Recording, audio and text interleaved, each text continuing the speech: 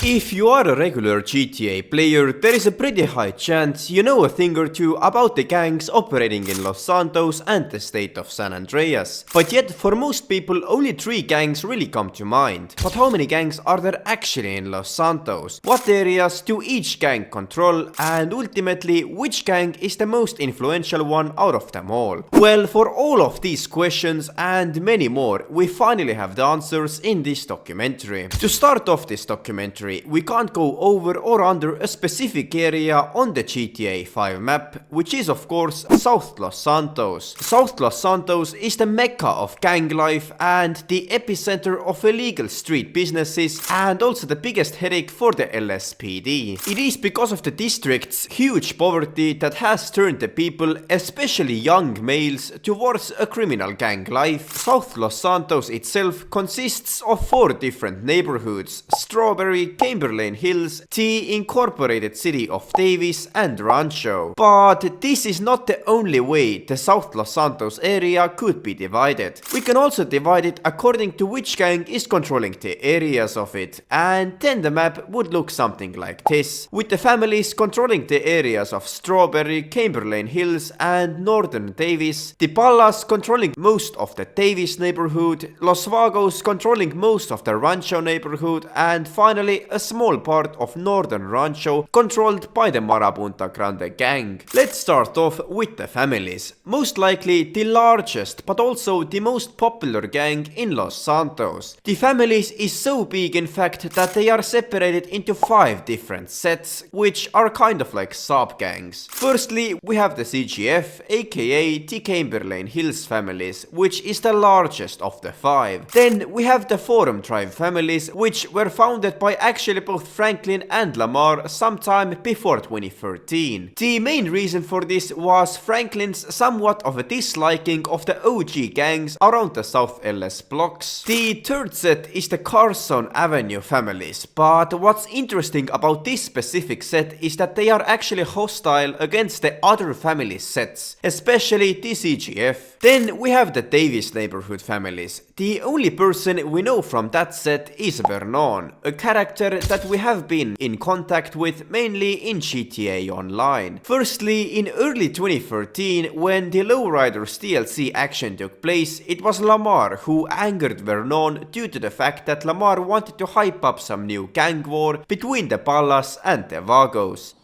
Hey, what's happening, loco? Hey, you know that dude Vernon from the OGs? You know what I'm talking about, the dude that always fat mouthing about the old days. Come on, man, ugly ass Vernon. Anyway, dude got wind that I was talking about my imminent promotion, right? And somehow thought that me being absolute ruler everywhere is gonna insult him. That's some bullshit. Look, man, we gotta send this dude a peace offering or something, man. And nothing says, I love you, Brother Vernon, and I thank you for your years of wisdom and guidance, but there's a new dog in town like taking care of a man's legal problems.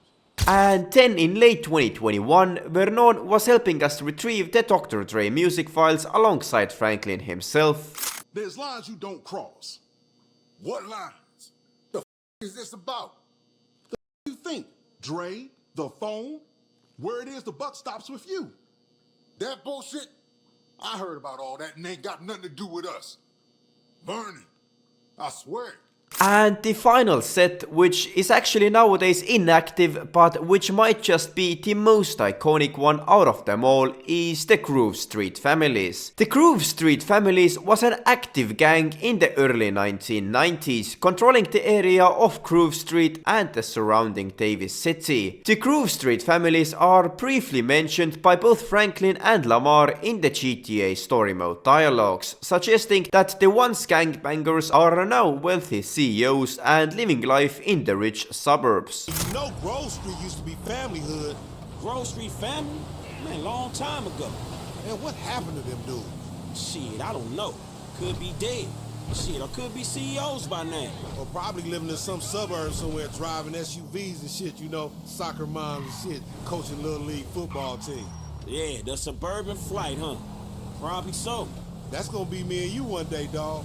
If we lucky, man. Shit, at the moment, it looks like we gonna end up the other direction. At one time, Jimmy DeSanta also asked Franklin about the Grove Street families and if it had been a real thing or just a myth, and to which Franklin replied that it was definitely not a myth. Are you Grove Street? Is Grove Street like a myth? Man, that's some old school shit. Hell no, it's not a myth. But times have changed, homie. I'm families. I guess like they was. But things is different now, homie. Ain't like the early 90s no more. So no, you ain't living out some suburban gangbanging fantasy shit with me.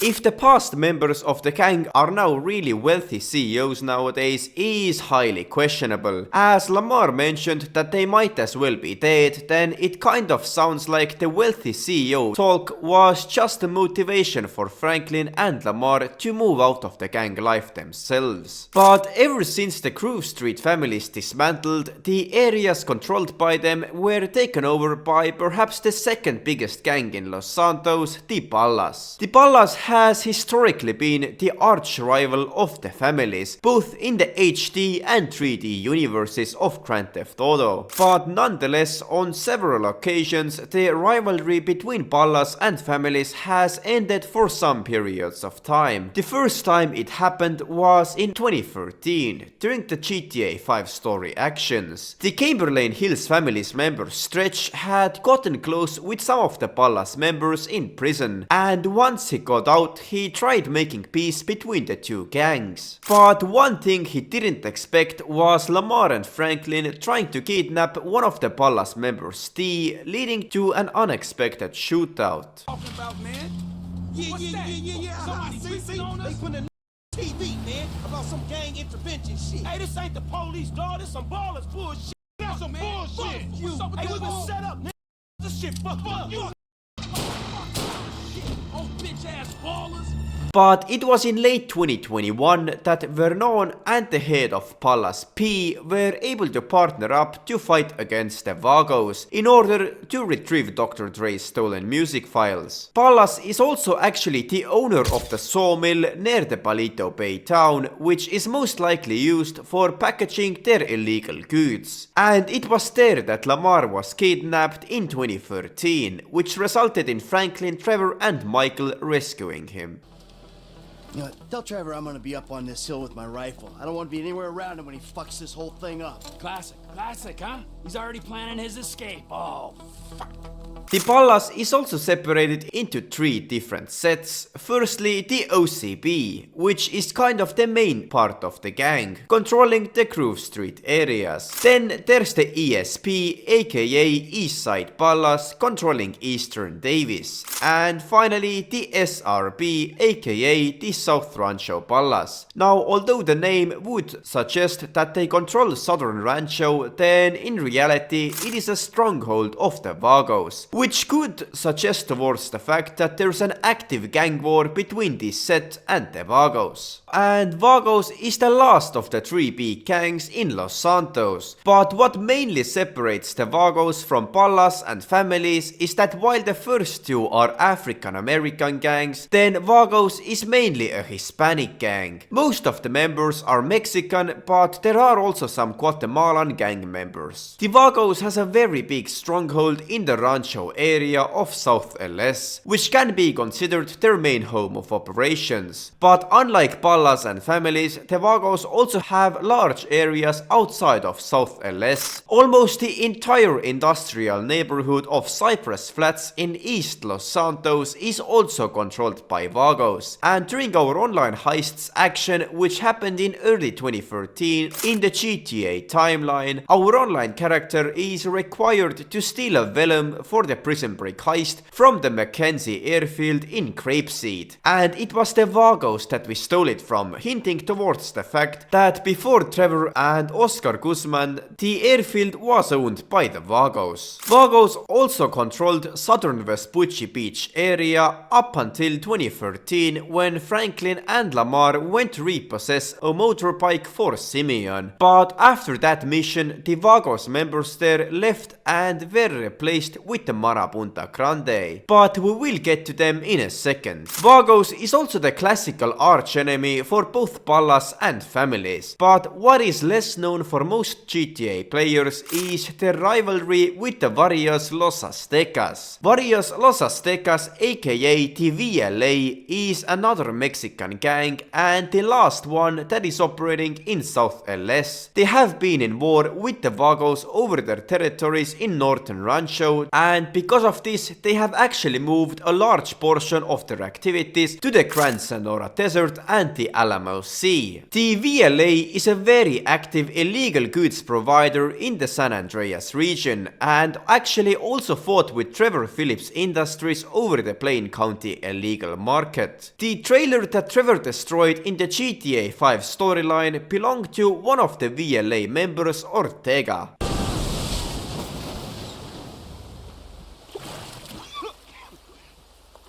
What the fuck, Trevor?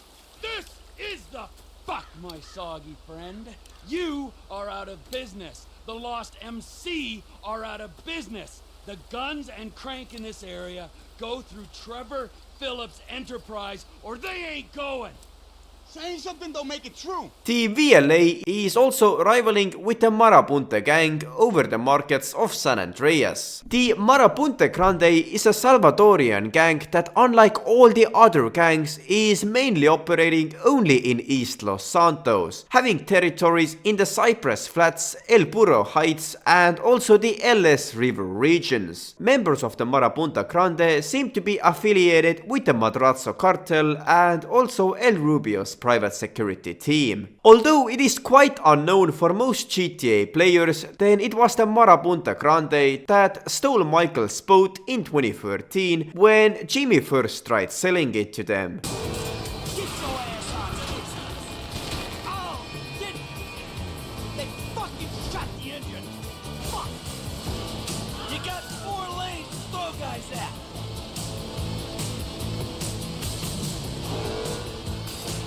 You can jump on it, Frank.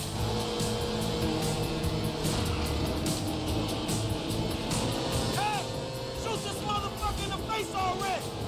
In 2020, Gerald ordered our online character to actually kill the boss of the gang, which we did in the Alta construction site. And finally, we have the 2 last traditional gangs in Los Santos, which are actually quite similar to each other. And these are of course the Gang Bae and the Los Santos Triads gangs. Unlike the gangs in South and East LS, they are not involved in the gang warfare like that, and between each other they are actually quite friendly. They are both located in Little Seoul and often even on the same streets. Gang Bae is a Korean gang while the LS Triads is a Chinese gang. The LS Triads have affiliations with the Cheng family that once owned the Diamond Casino and also tried making business with Trevor Phillips, as the once head of the Triad syndicate, Wei Cheng, was the father of both Tao and Georgiana Cheng. While the Triads have played quite an active role in the GTA storyline, then Gang Bae has really been a secondary gang, which can at most be seen invading some of our businesses. Now, we have covered 7 different gangs. Firstly, the African American gangs of ballas and families, then the Hispanic gangs of Vagos, Varios Los Aztecas and Marabunta Grande, and now finally the Asian gangs of Gang Bae and Los Santos Triads. Although there are also many other crime syndicates that operate very similarly to a gang, then they are not actually gangs and deserve their completely own video. But to give you an idea who I am talking about, it would be the Armenian mob in the La Puerta scrapyard, the famous Lost MC, the Madrazo cartel, and so on. Unfortunately, I do think that we will not see any of these gangs mentioned today in the next GTA 6 title, as all of these gangs are quite location based and claim Los Santos as their home. And to be honest, I think that the gang life is really one of the main things that gives the city of Los Santos an identity in the Grand Theft Auto universe. So perhaps it's for the best that we will most likely not see them in Vice City next year. But anyways, that is it for this video. If you did enjoy, make sure to also check out my other documentaries about the GTA universe. Thank you for watching and I'll see you guys in the next documentary.